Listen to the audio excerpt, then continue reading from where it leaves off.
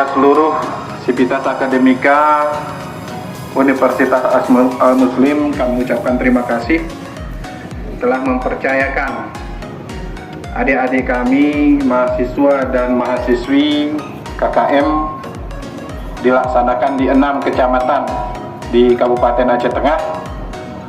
Semoga dari pihak universitas tidak bosan-bosan untuk melaksanakan KKM di Kabupaten Aceh Tengah ini.